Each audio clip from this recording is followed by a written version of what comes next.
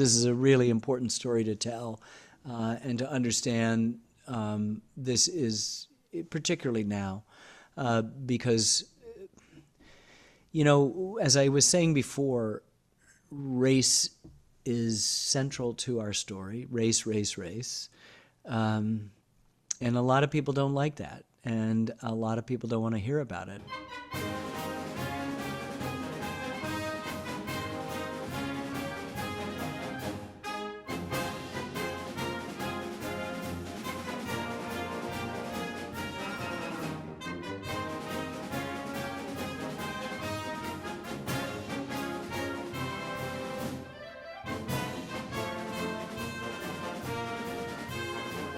Welcome to the End Game, episode 33, and we have another special guest with us. Actually, we have two special people with me today.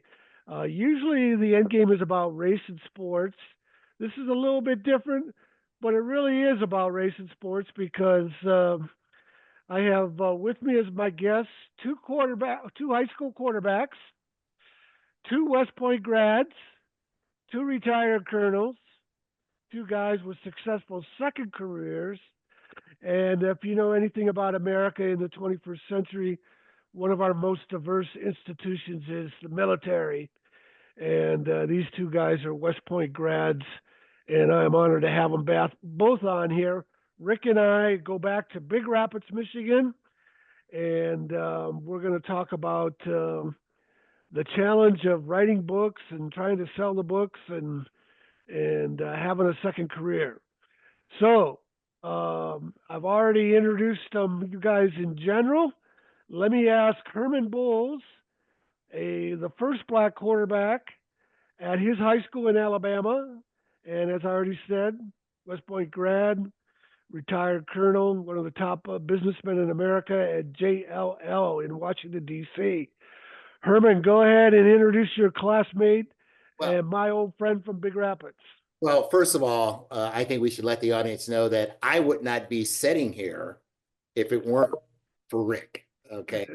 The story goes, as I remember it, Tom, you were doing an article on Ahmad Bradshaw, I guess it was, at West Point, and the superintendent was supposed to talk, and he bailed out on you, and like everybody does, you had a crisis, and you called Rick, and Rick went real deep in his reservoir and scraped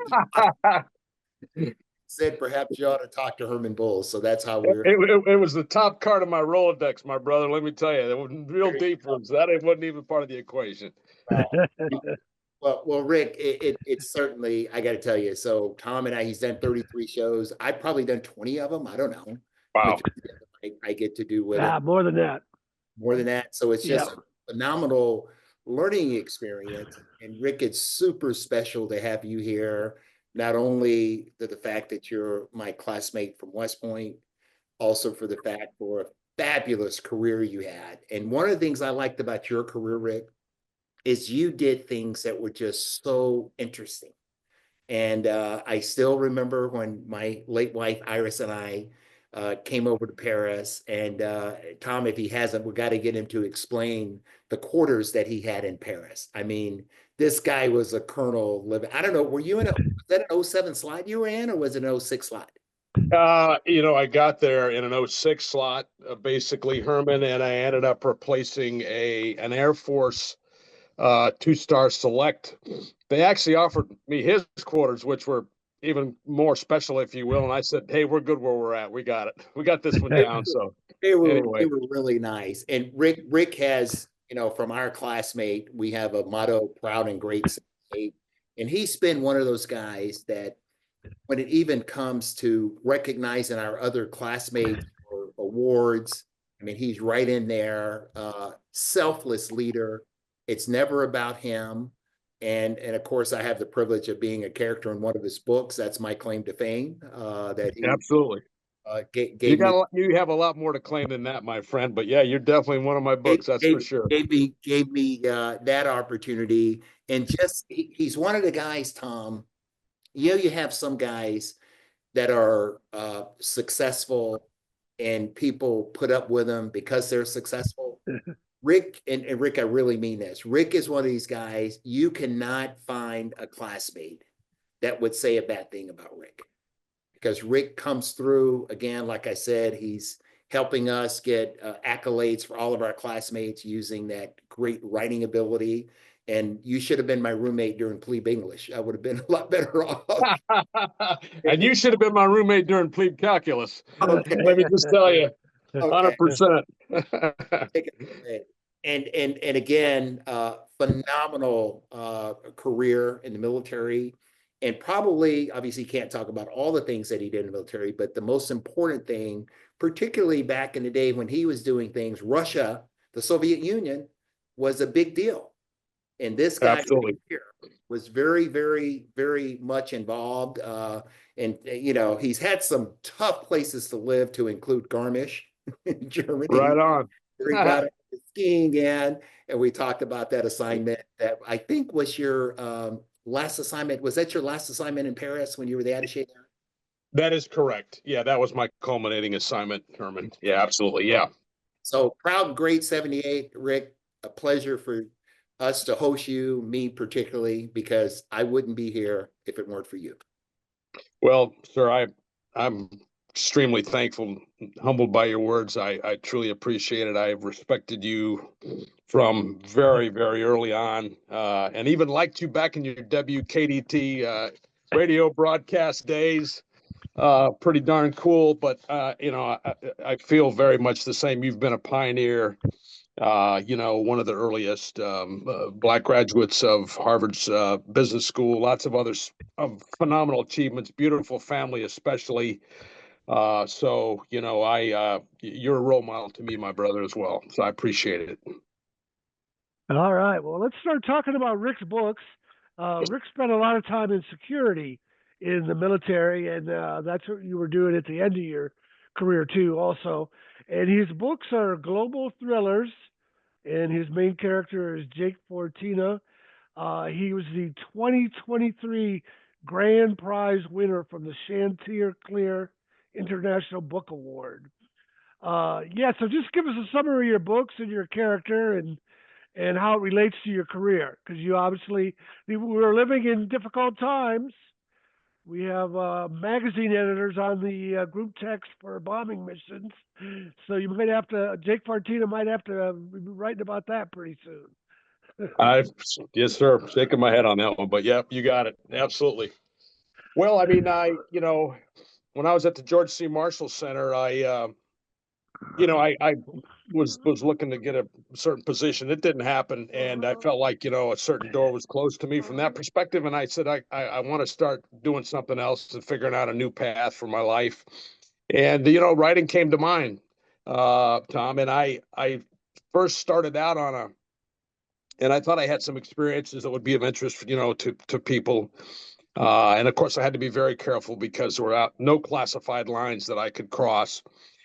And I started out on about a 10-chapter book, and I sent it to a classmate of ours that Herman knows, a guy named Dennis Mansfield, who has published about 10 books. And he read it, you know, and he said, "Rick, what's your plot?" And I said, "Dennis, I don't have a plot. I'm just writing what happened." He goes, "Rick, you got to have a plot." So I said, "Okay." So I backed out of that.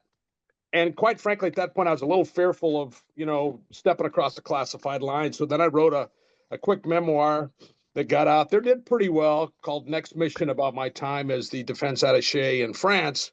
And then I said, okay, it's time to get back into novels.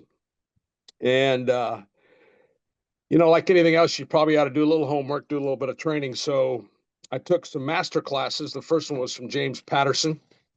You probably heard of him. And then I took a couple more. I took one from Ken Follett, and I took one from Dan Brown. And then I also read a piece by Stephen King called On Writing.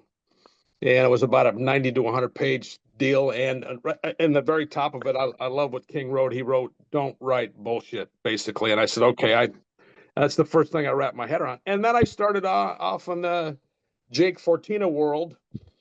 And my intent was, how did you come up with the name Jake Fortina? That's a great question. I love it. Jake Fortina is named after a high school classmate of mine still a friend to this day. We Great met guy. when we were 11 years old. Tom knows him, Great guy. Mike Fortino. He and I were, fishing buddies together when kids could sneak out of the house at, 4 a.m. on the opening day of trout season and run down to the local creek and, 11, 12 years old and get after those brook trout. And then we, because of sports, we were brought together. He caught, I pitched quite frequently. Mike was an incredible athlete. Our JV year, we went 7-1, and I remember he scored like 4 touchdowns. We beat the snot out of a rival high school called Chippewa Hills, and then they put Mike in quarterback behind me, and he put more points on the board than I did. So anyway, we were longtime friends. Our dads were fellow American Legion members, and they would get together on a weekly basis. And Mike's father was Jim Fortino, who served in the 2nd ID, landed at Normandy at D+1. Fought all the way to the city of Pilsen, which is in the current day Czech Republic. And my dad got to Europe in early '46. And anyway, they were friends together, and he served a full 21 career as a sergeant. And they were big friends in Big Rapids too. And we just stayed together over the years. And he's one of those, treasures of a friend who, I just can't say enough about, and I feel blessed about. So I thought, who can I sort of model the character, if you will, in terms of looks and all that kind of stuff. And I said, probably don't want to use Mike Fortino. Got to keep it in the, the novel realm. So I came up with this, and Dennis Mansfield also recommended that I make it a Fortina instead of a Fortino to kind of round it off a little bit. And I started with Jake Fortina, and I described his character very much like Mike's. He's a 3-sport athlete, has the looks that would let him be very comfortable in places like the Middle East or Southern Europe, like Italy. He's dark complected. His mother was originally from Lebanon. His father was from Sicily, and he fit the bill across the board. And so I said, I'm rolling with Jake Fortina. He's a Michigan State fan like I am.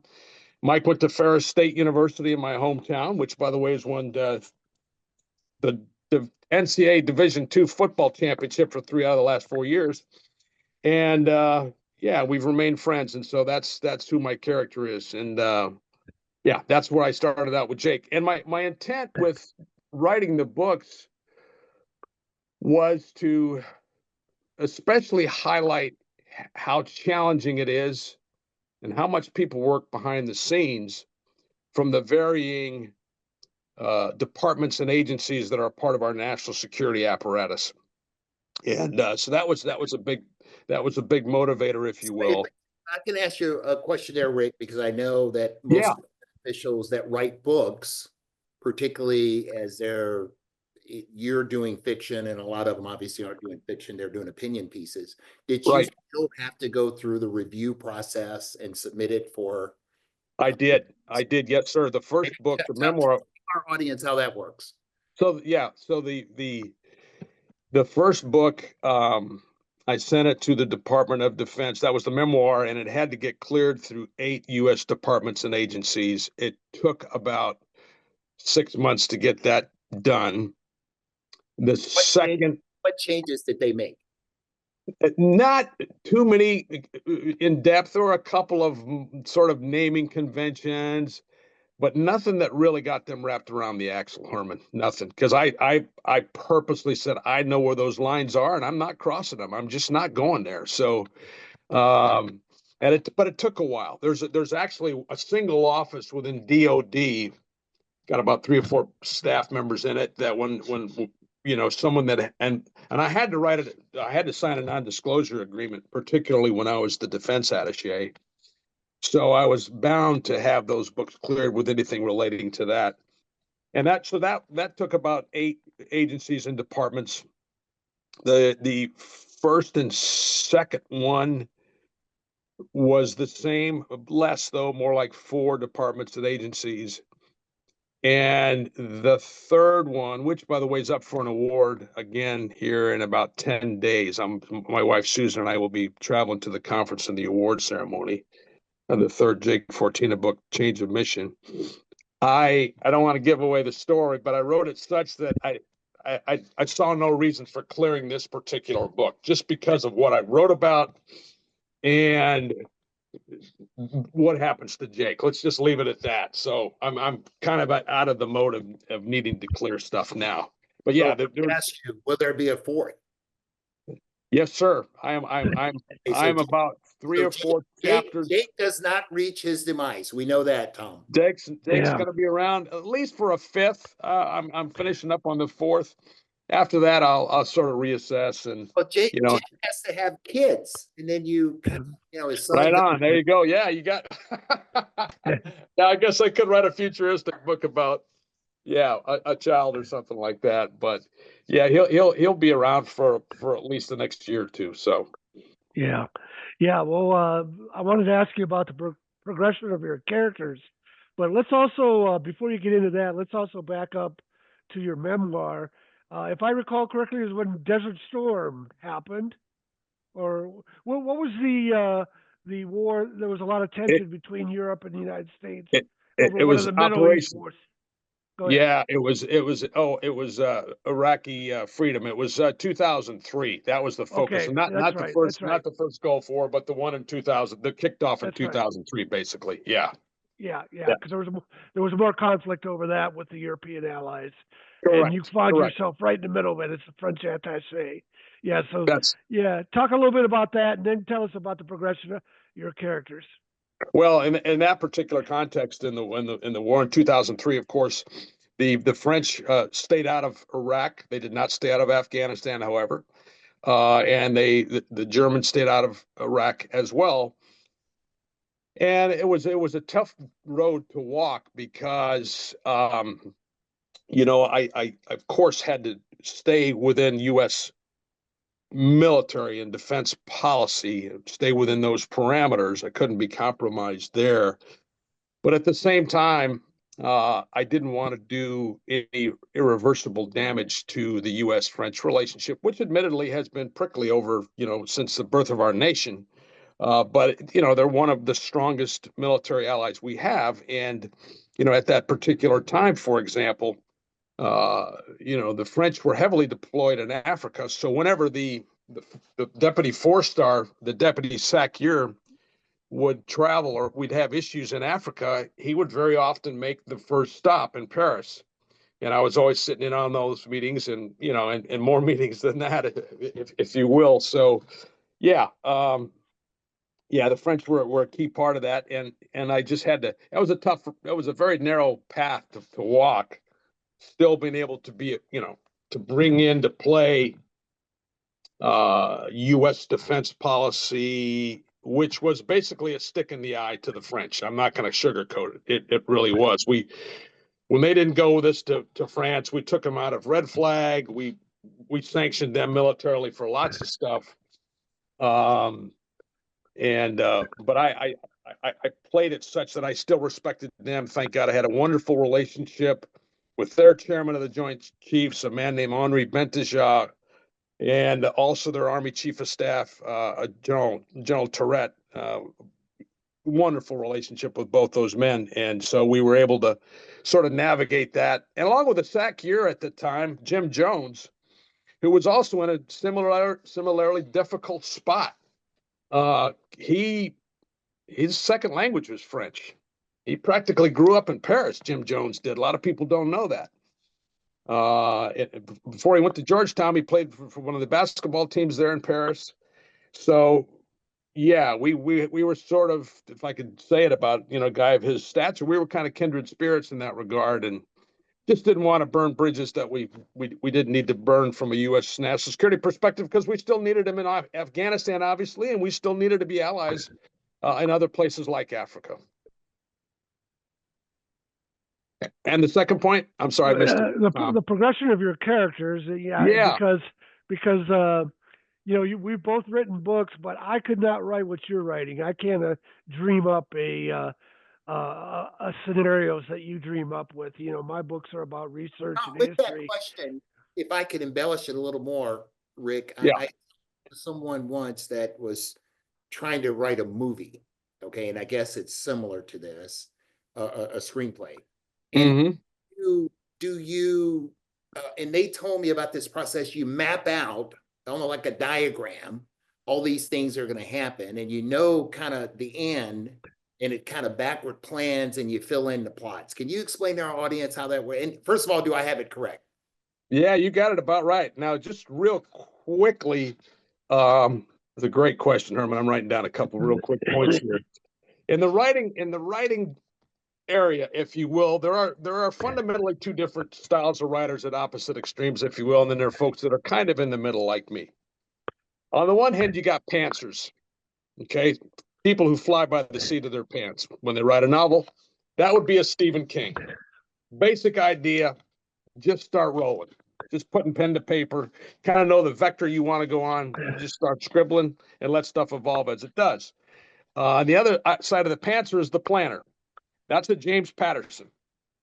James Patterson, who's written maybe hundreds, I don't know at this point, tens and tens of novels at least, has been very successful, certainly with paperback. He will write about a 50-page outline before he writes his book. He's practically written his book and then just fills in some of the blanks as he goes along. What I tend to do is something in a little bit in the middle, and it's to your point. I have a bit of a vision. I have a challenge that's got to be met, but I have a vision on how this particular national security challenge evolves and how it needs to be met. And then what I will do is I'll write out probably, and again to your movie point, the script point, I'll think of scenes in my head, the kinds of scenes that I think would resonate and that would be interesting and that people would, maybe even get educated from, this sort of thing.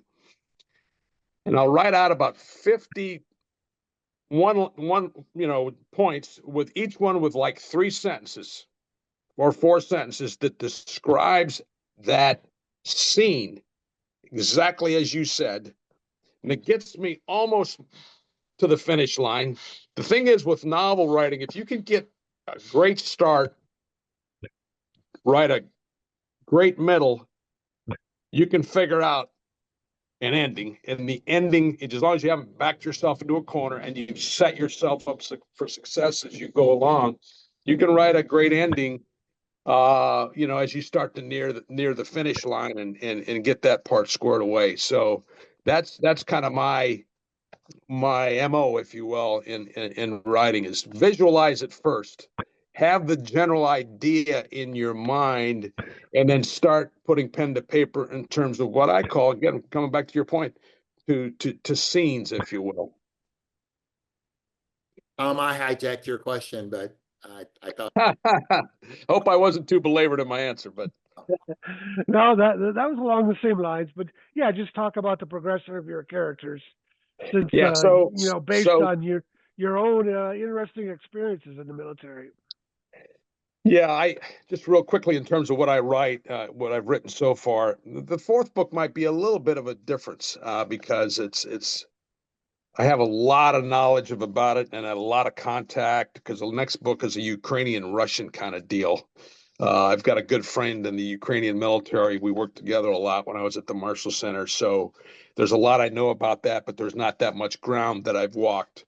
The first 3 are, I tell people, are usually 2/3 I've either done it or I've been there or I've been in the meeting, that sort of thing. So there's a lot of that, authenticity that I strive for. For example, in book 3, Change of Mission, which takes Jake down to Calabria in southern Italy, I've walked that ground. I did that for 2 months when I was an exchange officer with an Italian mountain infantry unit who was called down there to patrol against the mafia.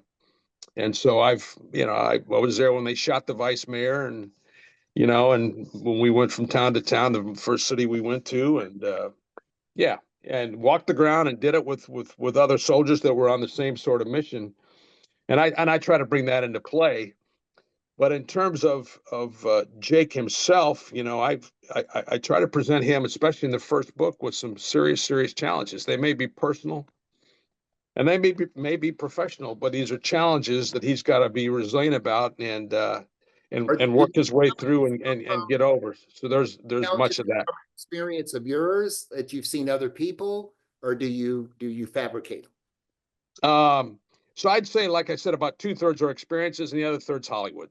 And that's the script. How do I get that knowledge? And what I try to do when I write as well, Herman, is, you know, to educate if I can, first of all, and then entertain if I can. So I like to give people a little bit of history and then maybe even, you know, inspire at the end of the day. But that's kind of what I get after. So it's a mix. You got to have that plot, and you got to, and in that plot, you got to, that's the Hollywood piece that you can probably get away with, certainly in terms of the clearance side of the house as well. So, Have you thought about trying to get the books, and I know they're novels, I know they're fiction, but getting them in terms of decision making and analytics of what you do when, say anything from military, war college, command and general staff to the academies or whatever? Have you thought about that as a distribution route? no, I have not in that regard. It's a very good point. There's some of that in the books, of course, in terms of how Jake thinks and how his enemy thinks, and, you know, what the top national security people think and how they get together and who decides what, and all that business is part of it. But I haven't pursued that angle yet, my friend. I'm still evolving in terms of a big breakthrough. Let's put it that way. Getting it out there and getting the books out there in a big way. I do have some interest in the Hollywood side. That's about all I can say. Haven't sealed that yet, but there's some interest. So that would be, of course, the big dream. But you make a very good point. I think. Yeah, maybe if the right people chimed in and said, "Hey, there's a lot more than just a story here. There might be some leadership lessons as well." That would be that's worth checking out.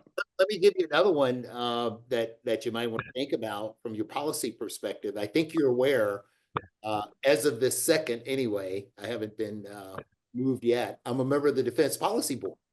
Yeah, no, congratulations, wonderful. But bring some of, yeah, obviously our deliberations. There is a summary of the meetings, you know, for the public, blue laws and all that stuff that put out, that they publish after every meeting. So you get a general idea of what we talk about. But I mean, all of this stuff is, you know, top secret SCI type stuff that we get the most up-to-date things that are going on, but just giving you another little plot idea there, buddy. Yeah, Well, yeah, that's a great idea. And, you know, I haven't, Jake hasn't expired yet. Let's just put it that way. So there may be room to run here, my friend. Yeah, Yeah. have him come in and he could do a special briefing on some special information. I love it. I love it. Thank you. Yeah, that's a good point to bring up. I also, you know, I think about my own books and how can I get them into the classroom? And it's just such a struggle. And that's, I want to commiserate with Rick a little bit here, that in our world, if you're not already a known name, it's hard to get any attention, no matter how good your story is. Rick's getting some feelers from Hollywood. He's won some awards. If I can get people to read my books about the true stories of college football integration, they're amazed. They said, "Wow, I had no idea that this was the real story," and that they've been suckered by these false narratives about Bear Bryant for so long. And we're working on a documentary, but we're at the fundraising stage, and it's hard to get people to understand that Duffy Doherty was the one who drove it, that the real pioneers, the real courageous guys, were Jerry Levias and Bob Grant, the first black players at schools in the South, not Sam Cunningham, not Bear Bryant. So that's the struggle. And I just want to commiserate with you on that a little bit, Rick, and maybe you can buck me up a little bit. You too. Well, listen, yes. all I can tell you, Tom, is just stay the course. And I've heard this time and time and time again. You know, it ain't over till it's over. Keep working at it, because it is a story that I've said before that's part of Americana. And that is the integration of college football is a big story. It's a big story. It's about our country too, at the end of the day, just like the integration of, in the 1950s of our U.S. Armed Forces was. Now, ironically, right now where we're sitting, this may be one of the toughest times to do that. And we all know why. That's just where we're at today. So that's a little splash of, of cold water, if you will. But golly, just keep pressing on. And I think, I don't know, because I haven't done it yet myself. But if you can get it in front of the right folks, man, and that have the right influence and the right leverage and the interest, because that's just a really amazing athletic story, that what Duffy did. He was swimming upstream. We all know that. Yeah. And he didn't flinch. And look where it got him. I mean, people talk about, today, this inclusiveness, it doesn't really make us better, or it doesn't necessarily this. I mean, how many years in the 1960s were the Spartans one of the best teams in college football, number one? And number two, how many of their athletes in the 1960s went on to the pros? Hello. No, by the way, I'm just saying, what color were a lot of them? That's reality. And that was in the 1960s. Yeah. So, brother, just keep the faith, man. Keep pressing it. And I don't know what it's going to take, but don't give up the good fight in that regard, because that's what it is. Okay. Herman. You're working with something that all great people and all successful people, and that's passion, right? You're doing it from a position that is deep within your soul, your heart, and your mind. And to the extent that you get fulfillment from knowing what you did, right? And let's think of that day where we're sitting on the front porch and, we talk about this, obviously Rick losing his mom recently, and we get to this point, and obviously I experienced it somewhat with my wife, observing it very, very closely. And the peace that I saw when I experienced with my wife, knowing what she had done and what she stood for, Rick, certainly yours are more, fiction, and it's certainly entertainment. And Tom, you're entertainment, but you're also telling a very, very, very important story. And to the extent that you feel good about what you're doing, and to the extent that you've opened my eyes, I'm a black guy from Alabama, and you've opened my eyes to so many things. To the extent that you open one mind, you got to consider that a success. And then you think of everything else as great. And it's sort of like, amen. You just gotta stick with it. Right on. Okay. Well, let me turn the tables here. First, I'm going to have Rick introduce Herman and talk about their West Point days and military days.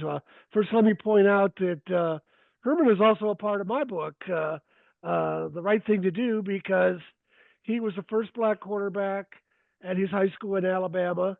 And there weren't very many black cadets, even into the early 70s when Herman went up there. And he was recruited by a guy named Gary Steele, the first black letterman at West Point in football. And that was as late as 1966, which is hard to believe. But Gary was a face that Herman could relate to. And and then Herman, besides his military career, a year or so ago was inducted into the Alabama Business Hall of Fame. I think you're only the second black person, along with Booker T. Washington. I would be the fourth. I would be fourth. Okay, that's right. But yeah, go ahead, Rick, and introduce Herman to our audience. Well, Herman, just his whole life has stood for excellence at the end of the day, and his entire life has stood for integrity. This is a guy that I'd go to war with and would trust with my kids' lives even. He, you'd already described the experience at West Point and what he accomplished there. And he later got commissioned in the Army, and of course was excelling and was selected for what I would say to be the most prestigious faculty job that you can have at West Point, and that is, oddly enough, in the social sciences department, because that's where all the forward thinkers are. That's where the really mature minds are, and that's where people who will really have an influence on future leaders of the Army about the bigger world out there. And everything he's accomplished in that regard has just been absolutely extraordinary. And I think I mentioned before, in terms of on the pioneer aspect of things, Herman was, I think it was like 55th or 54th on the list of Black graduates from maybe one of the best business schools on the planet, Harvard Business School. Some of you might have heard of it, at the end of the day. And he just continues to excel. And he's a guy that also mentors a lot of people and helps a lot of other people along. And I think maybe most importantly for Herman at the end of the day is his family it's exceptional. Everybody is a wonderful American citizen doing their part. Was it both sons, Herman, that served in the Army, or one? I can't remember. At West Point? 2 out of 3 went to West Point. 2 out of 3 went to West Point. Yeah. So I had that right. So they followed in their dad's footsteps in terms of duty on a country and service to a bigger cause. So, I mean, if I had someone that, I wanted to point to it with my grandkids, it's going to be Herman Bulls. That's it. Rick, Herman. I really appreciate that. And as and we were taught in our leadership, is that mission first, people always, all right? And that goes absolutely as well. And just the things that we were able to get exposed to. I mean, my tagline is, I'm just a country boy from Alabama trying to make it in a big city. And that was truly what I was, as a country kid, came up to other options. And, coming out of high school, I knew I wasn't a great athlete. I was a good athlete, but I just knew I wasn't great. And sounds familiar. The challenge of West Point, and I said at other A's, and I know you and Tom had the same thing. You finish high school and people are telling you how great you're going to be, but you're 17-year-old kid going, what are you talking about? I'm just out here playing ball and I get my homework. So that was it. But having the opportunity for the challenges of West Point and the opportunity to meet so many people. I'm looking here now at a picture of me and Coach K. So having that opportunity, as you said, at WKDT and doing the play-by-play. Well, and I also failed to mention all the years that you were on the board at the academy too. I mean, that's you and our other classmate Darcy Anderson, and the extraordinary service you rendered to the academy over at least a decade, I think. So now, it's a long story, but it's been about 20 years, and there's my goodness, wow. The governance process changed over the years, and Jim Hoffman, our first captain, also served with the you bet board. And it's been a labor of love and giving talent to that organization. And I was very fortunate with the corporate board experience that I had very early, believe it or not, 15, 20 years ago, helping shape that board to take the great people and put the governance process that was kind of, best practices, so to speak, from the experience that I've gotten in the corporate world. And I got to tell you, we've got a fantastic board now. Our chairman is Bob McDonald, the former. Oh, sure. You bet. Former superintendent. Yep. Met him at the Marshall Center, actually. Yep. And former CEO of Procter & Gamble. So, chairman, so we got that's right. Right. Great group of people. And I got to tell you, I look at it every day as an honor to serve. Yeah. I remember McDonald. He was not a soup. I messed that up, but he was. I do remember him being at Procter & Gamble there for a few years as well, and I think VA as well. Correct? Yeah, indeed. Okay, well, I want to go back in time a little bit here as we get close to wrapping up.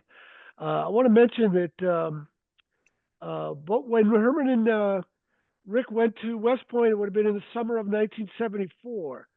So we were still healing from the Vietnam War, and it was the academies were not very popular at the time. And in fact, if you were like me, you were looking for a way to stay out of the military because the draft didn't exist anymore. But I do, and I went to Michigan State and loved my time there. But I do remember our local hometown paper in Big Rapids, Michigan, on the front page was a big photo of Rick Stanky about his appointment to West Point. And I remember thinking, wow, very proud of him, but at the same time, I couldn't have done that. And I'm not sure I would have wanted to do that. If both of you guys can talk about your decision during difficult times in our culture, and let me add one more point before you speak. Uh, when you guys got to Beast Barracks, which is essentially boot camp, we had one president, and by the time you reported for classes at West Point, we had a new president. Rick, you go first, and then Herman. Wow. I thank you for the question, by the way, and I'm looking forward to Herman's response as well. So I was like a lot of kids back then, and to Herman's point about being a good athlete, but not a great athlete. I wanted to be a professional baseball player, but I soon realized I played 4 years of varsity in high school, but I soon realized that probably not the best long-term plan. So when I was actually a freshman, I had remembered that we in high school in Big Rapids, Michigan, had nominated, and we only had classes of 200 each, roughly in each class. We had 6 academy nominations in the late 60s, and I was like, wow, that's really fascinating. It's interesting. My dad was a retired Army sergeant. He never once said, boy, Rick, it'd be great if you went to West Point. He never even mentioned anything about me joining the military, but it was in I guess it was maybe just the leadership side of the equation that really kind of interested me. So I wrote to my congressman early high school years. Later on, I applied to ROTC scholarships as well. I went down to Michigan State, Tom. I sat before a board of almost all Vietnam veteran officers. And I remember at one point during the board process, the elder guy, the colonel, he looks at me and he goes, well, son, if you're so interested in joining the Army, he goes, why is your hair so long? And I said, to impress the chicks, sir. And the entire board erupted in laughter. And I didn't know how. I thought, well, I probably blew the hell out of that interview. Got in my car, drove home. And the next spring, I got a nomination well, first of all, I was selected to go to, I got the 4-year ROTC scholarship to Michigan State. I got that. And then within 24 hours, West Point called my high school, called me into the office. I spoke to Congressman Cedarburg's office. They said, hey, you've got the nomination. Do you accept? And I said, give me a couple days to think about it. And they were like shocked because they knew I'd wanted this for a couple of years. So I went to my football coach, a guy named Bob Huber. Was quite an athletic mentor at the time. And he said, Rick, he goes, I wanted to go to West Point. He goes, I didn't get in. He ended up going to Western Michigan, great school right there in the state of Michigan. He goes, why don't you go to West Point at least for a year for your dad? Give it a shot. And I really had nothing more solid to stand on. And I said, that sounds like a pretty good plan. And so that's what I did. I was on the fence post, and I told the folks, Michigan State, I'm gonna go elsewhere. And I ended up going to West Point. Had nominations to 2 other academies, but one of the Air Force I couldn't fly because of hay fever, and one to Annapolis. And I said, I'm not going there because I got seasick on Lake Michigan fishing with my dad and my grandfather. That ain't happening. Perch fishing. Got sicker than a dog.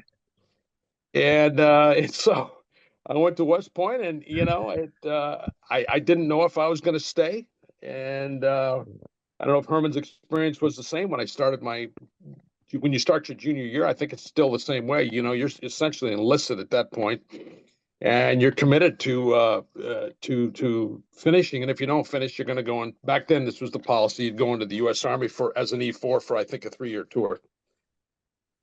I got to that hard spot and didn't know if I was going to leave. Talked to my folks. My dad was very, very supportive either way. Thought, you know what? I've never quit anything in my life. Walked in my first class my junior year, and I never looked back. That was it.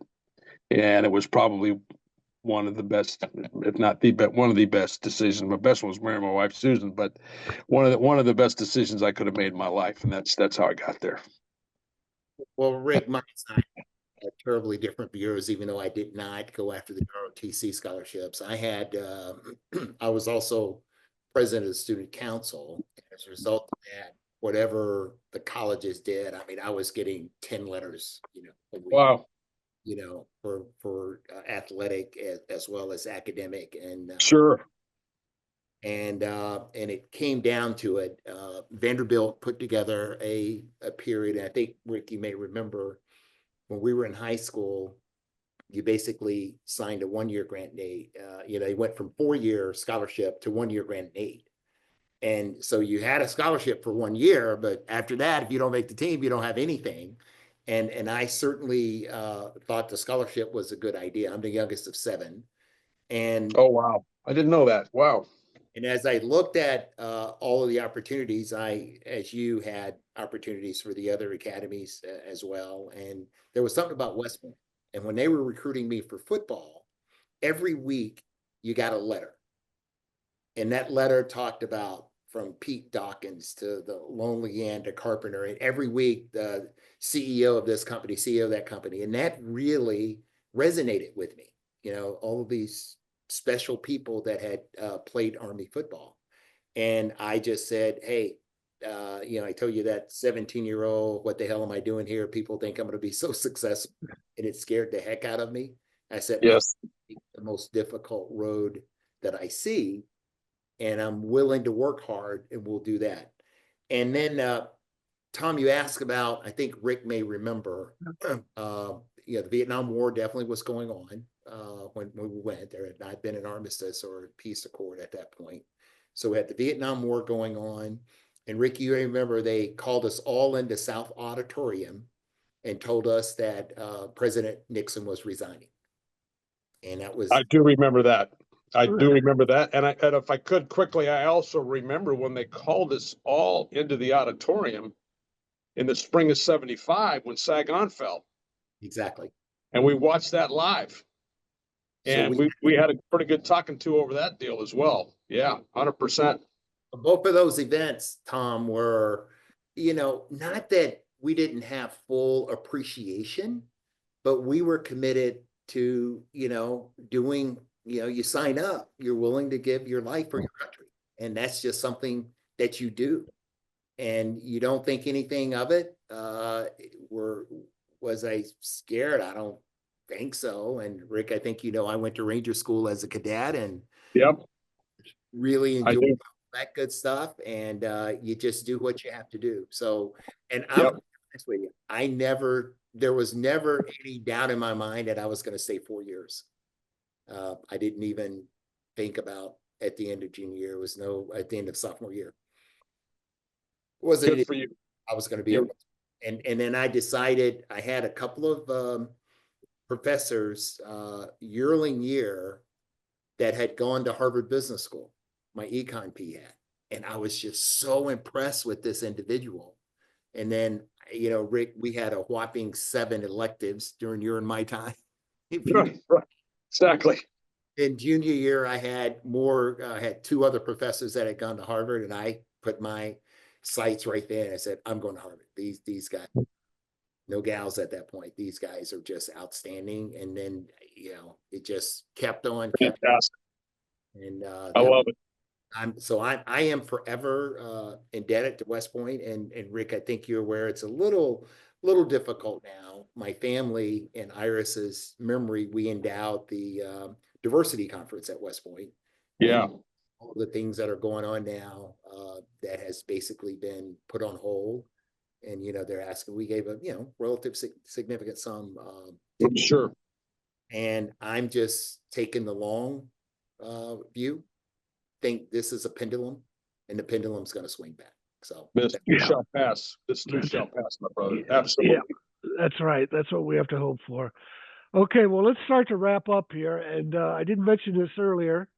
I am wearing the Special Army T-shirt from the 2018 Army Navy game.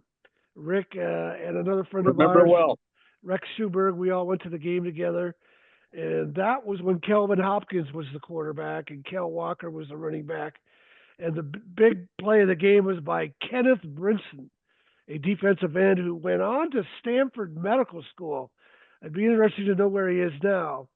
But anyways, I wanted to comment on a couple of things. I started writing about Army football for Rivals.com, and I began to become fascinated with the opportunity the military brought a lot of black kids from very, very humble beginnings. And one of them was Ahmad Bradshaw, who was the quarterback, and he beat Navy. He was from the worst parts of South Chicago. And he went to West Point, star quarterback, graduated, officer in the Army. And that's when I got the idea for a story about the diversity of the Army. And this is what I would never would have realized, Rick, when I saw your picture in the Pioneer, you're going to West Point, is what the academies set you up for life beyond the military, whether you stay in for 4 or 5 years or a career. You guys are both examples of that. And when I was doing that story, I was supposed to talk to Superintendent Williams, and he bailed on me at the last second. I thought Rick might be able to set me up with a West Point professor, and he said, call Herman Bulls. And this speaks a lot to the brotherhood of Academy graduates. I got a phone call back from Herman. He said, Tom, I don't know who you. Well, first I called him, and I got his voicemail about vice chairman of JAL, and I said, oh God, I'm never going to hear from this guy. I got a call back probably within 10 minutes, and it was said, Tom, I don't know who you are, but if Rick Sankey told you to call me, I'm calling you back. This is Herman Bulls. And from there, Herman and I have, Herman's always given me a lot of insight for my stories. And when I came up for this idea for a podcast, I had to twist his arm a little bit, but I finally got him to join me because I need his insight. I'm a white guy. I need his insight as a black guy in America. And he's got his own, as we didn't really mention, he has his own experience in the media. He had the radio show at West Point, and he actually had Coach K call him up and ask to be a guest on his show. And I keep telling Herman he's got to call up Coach K and say, when am I going to be a guest on your show? There you go. Yeah, so if we can just kind of wrap up Rick first and then Herman. Well, I mean, thank you. Thank you very much for the time, and thank you very much for reconnecting me with Herman. We've been very blessed. I've been very blessed, certainly to be with Herman, and I think he'll acknowledge this as well. To just live a life of service, that's really what it's about. At the end of the day, at least for me, is what I've chosen. Is to live in a life of service, and I know Herman has done exactly the same way. And I have a ton of eternal respect and love for Herman, and for what he's been able to do, and how he's really set a marvelous example for all of us. And the way he's lived his life with his family and his service to the Academy, and ultimately the national defense of the great United States at the end of the day. So just thanks for bringing us together, Tom. Really deeply appreciate it. And you blessed me today. Thank you. Yeah, you deserve it. You're welcome. Herman. Yeah, Tom, I just wanted to wrap it up that any parents out there that perhaps take this podcast and share it with your kids. Rick and I this summer will be 50 years ago okay, that we actually, landed in the same vector, so to speak, and had a very, very common experience. And that's one of the things about West Point. It's a common, challenging experience that you can't get through by yourself, yet you need the personal intestinal fortitude to make it. And what happens from that is the relationships that come from it. If you haven't seen somebody in 40 years, Rick knows from our last reunion, or has it been 10 years? You get together and those stories start, and the pride of the companionship comes through, and it is just a great experience. And I would just say that Rick exemplifies what it is. And one thing that I think is very, very important, particularly for the kids that are out there, you heard Rick say, both of us have talked about our disappointments and things that didn't go our way. Okay. We're living pretty good lives. He didn't get the job that he wanted. Okay. He took that lemon and he made lemonade. And now he's doing something that he's able to express himself, do it with Susan, his beautiful wife, and his beautiful family, and go out and do things. Because in the end, that's what it's all about. Making a difference and taking care of your family. Okay. One more thing before I sign off. Rick, tell us how to buy your books. My books are on probably the easiest way and the biggest, bookseller out there is on Amazon. You can find them on Amazon under Jake Fortina, Rick Steinke, Jake Fortina, if you will. And then I've also got my own website, Rick Steinke, STEINKE.com. That's out there as well. Okay, great. Well, thanks for joining us, Rick, and share this. Thanks for tuning in to the End Game. Share this video with as many people as you can. Thanks for Will watching. do. Thank you very much. All right.